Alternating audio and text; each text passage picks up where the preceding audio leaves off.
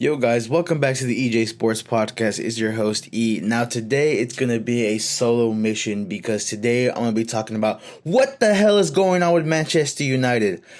Now for the people who do not know, I am a Manchester United fan. Jay is an Arsenal fan.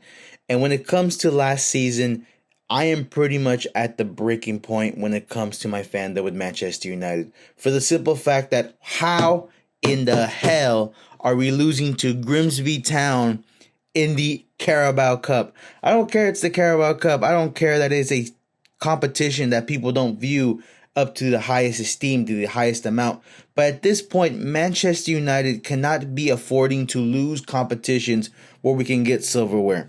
We're at to a point where Almiron, the whole side, when it comes to Manchester United, we should be taking these competitions seriously. It doesn't matter it's a League 2 side. It doesn't matter we're going against a team that's worth about $2 million compared to a $1 billion team. We should be taking these opportunities to show that we still induce confidence to the fans. Me watching the game against Grimsby, me seeing the team look awful. Now, I don't think of this as a sort of, I want Almiron out. I want this as more of a, what are we doing next? And this is also me reacting after the Burnley game.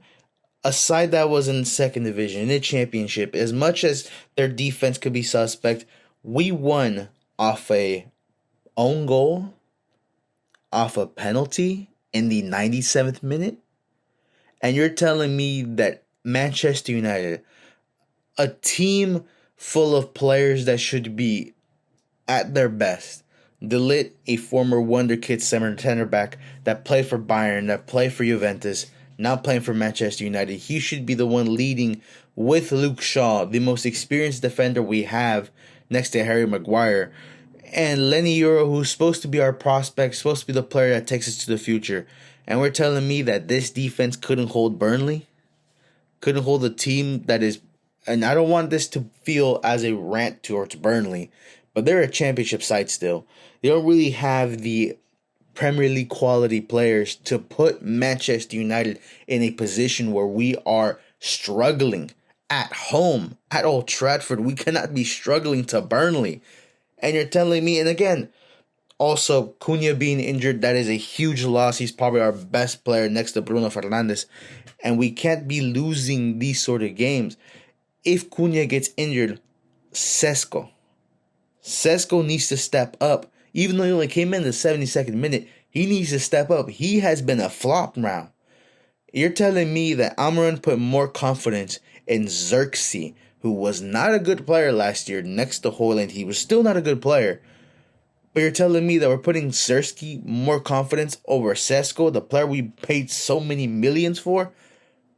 I just feel like, and this is taking a huge thing off of me as a fan, I want Manchester United to succeed. I became a fan around the 2008 season. Here at home in America, my family was not rich.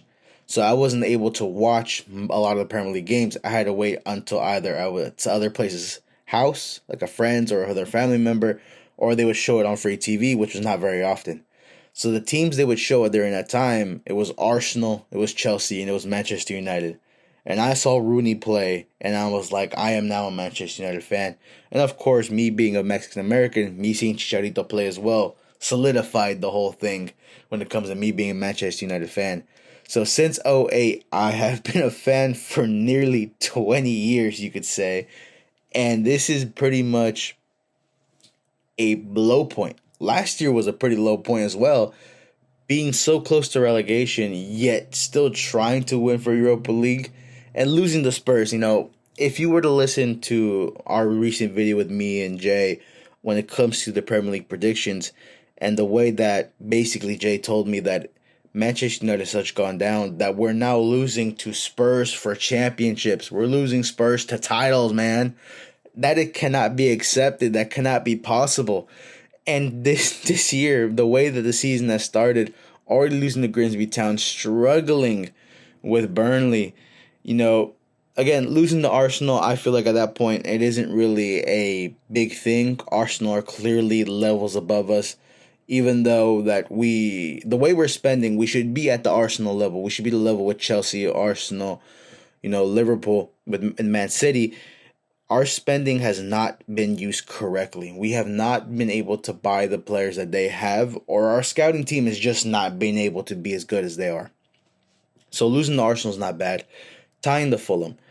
Now, when it comes to Fulham, they're the side that's always going to be mid-table to lower mid. Being over there, as much as I want to clown them, being in Craven Cottage, I bet you is pretty much not a easy ground. The way that Manchester United are playing, it was an easy crowd. We relied again on an own goal. Oh my god! And as much as we were winning up to the 73rd minute, I wouldn't say I was confident we were going to win this game.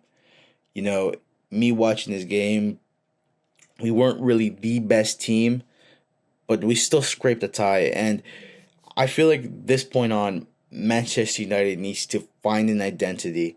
If we're going to be a bad team, or if we're still going to spend this much money, we should at least research, do some scouting on who these players are. If we're truly going to be out there with these players, we should see who we have in order to keep. I know recently we sold Garnacho, who, again, as much as he could have been a prospect for Manchester United, he just didn't want to be there. So us selling him was a good thing for Manchester United, but also a bad thing for our depth when it comes to the wing play, because we have Diallo, we have Cunha, who's now injured playing in the wide roles, we have Mbuemo, and really, who else is really left to, you could say, to suffice those roles, because we're now relying on, we could say, Dorgu, who's mostly just a left back. We're not playing out wide. Diego Dallo, we're not playing out wide as well in this 3-back formation. Where are we going from here? Because Anthony, which I'm pretty sure, or I believe was just confirmed that we've just sold him to Real Betis for another huge loss. Nowhere near a £100 million player, but we just bought him because we thought he was going to be the next person. So when it comes to Manchester United, and I want you guys to tell me in the comments what you guys think comes next. Because for me, I feel like it's obvious. If we're going to trust Amran in this system, we're going to go through a lull period that a lot of fans will not like. We're going to go, and I'm putting this more of, I'm hoping we're doing the Arsenal mold of keeping Arteta, trusting the system, letting him get rid of the dead weight that we have, and hopefully our recruiting is good enough to propel us. Because I don't know if you guys remember when Arteta first came in, when Unai Emery was still there, when Freddie Ljungberg was the coach for a bit. That side was not good. And it was reeling from the selling of Alexis Sanchez. I'm pretty sure they bought a lot of players that weren't good. I remember during that time, Alexis Sanchez had just left. Mesut Ozil has just left as well. Their center back pairing, I'm pretty sure, was Koscielny, if I'm not mistaken, and Per Mertesacker. It was during that type of era where it was pretty much a lot of players that were there during the Wenger era, but were not suitable for what Arteta and the future of Arsenal, wanted to be. And I feel like that's what we're at right now in Manchester United. If we're going to take this system, which is the Almiron system, we need to wait a few years till the dead weight finally leaves. And I'm not saying that as your bad players, but I'm talking about players like Luke Shaw. As much as he used to be an English prospect, he should have been the left back of the future. He's no longer that. And I feel like he's one of the players that the minute we start letting him leave, and I'm calling out these players, but these players are from a bygone era that are no longer suitable if we're going to keep Almiron in this system. So if we're going to release these players, I feel like Luke Shaw needs to go for a replacement. I like Harry Maguire, but I feel like he's also part of that bygone era. Harry Maguire needs to be leaving as well. We're looking at other players too, and I'm looking at the roster. I like Mason Mount this year. He's been proving, or at least been showing, that there's some improvement left. There's still a player left in him, so I want him to stay. But I feel like Casemiro, for what we signed him, for what he is, I feel like he's another player that possibly could be leaving. Manuel Ugarte, he was decent, but I don't think he's what Manchester United need. I feel like we need to have the confidence and just play Kobe Manu. I feel like if we're going to give confidence to young players, just give confidence to Kobe Manu, let him play. Because at this moment, Manchester United, we should not be looking for the top 6. We should not be looking for those things. If we're going to compete, or if we're going to get to European competition, it has to be in the FA Cup. Or there has to be a period where these players just click and we push forward. Because the current squad that we have today isn't the squad we need or we should have in order to propel ourselves to top 6. We'd be hoping that we at least get mid-table. Because the way we're going, if we're struggling with Burnley, we're struggling with Fulham, if we can't beat Grimsby Town, I could only imagine when we go against Brighton, when we go against Villa, when we go against Newcastle, when we go against these squads that are now solidified, who've been there fighting, I'm hoping we at least can beat Brentford. You know what I'm saying? So, this is very much, we're at the point where, as much as we could say we're Manchester United, we're the biggest clubs in England, we're here, our name brings value, the squad doesn't reflect that anymore. And I feel like once we accept that and we understand that we're going into a rebuilding period, that is when Manchester United could finally live up to the name and we can start pushing forward. Until we accept it, until we accept a coach, a manager, and a system, that is when Manchester United will finally turn over a new leaf. Because if we become impatient and we get rid of managers every 2 to 3 years, we can never establish a system. And then that system will never be established. We'll never be able to get players in. And it'll just be the same thing over and over again. Thank you so much for listening to this rant, you could say. This is something that I wanted to get off my chest since that prediction video. Watching the Burnley game and watching everything that's going on.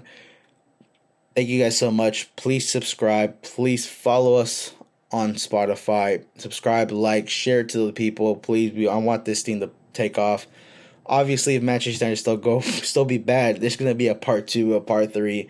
I'm pretty sure Jay might do a Arsenal rant if they do bad as well. Thank you guys for listening. There is going to be a couple new videos showing up. If you are a wrestling fan, there's going to be a reaction to what happened in Clash in Paris and what possibly could happen on Monday Night Raw, which is tonight, the day I'm recording, or today, and as well as our reaction to what's going on, to what happened during the week of football. And obviously, if you're a Liga MX fan, me being a Club America fan, one of the biggest games coming up, which is the Clásico against Chivas. So that's going to be another video for us to watch. Thank you guys for listening. If you're on audio, Spotify, thank you for watching. If you're on YouTube, please subscribe, please follow, like, and comment. Thank you guys so much. Peace.